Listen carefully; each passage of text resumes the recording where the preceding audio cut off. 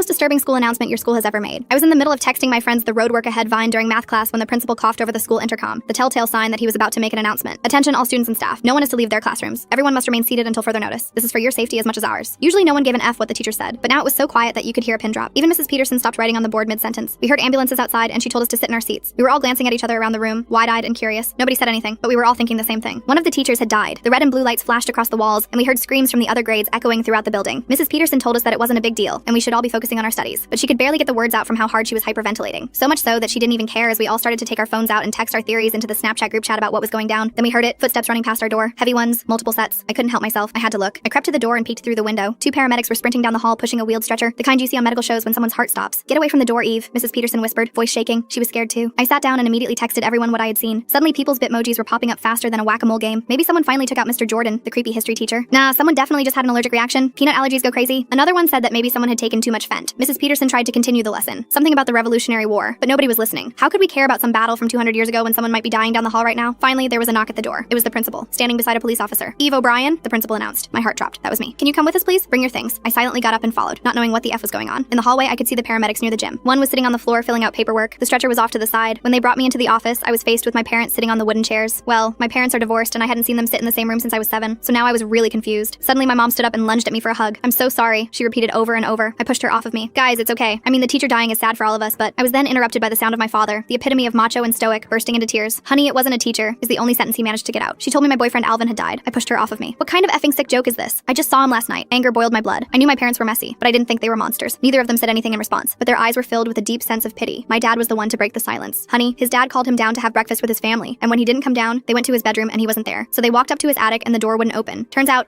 it was stuck on his body. He had committed rope." He then burst into tears again. I grabbed my VP from my pocket, not even caring that the principal was standing right there. I told them they were lying, that I had seen the stretcher and the screams. Turns out they were going to call me into the office on the intercom, but suddenly the janitor fell and broke his hip, so saving him was first priority. I looked back at my mom and saw her entire body trembling like I'd never seen before. I stuffed my mouth with the sleeve of my hoodie and screamed as hard as I could. My knees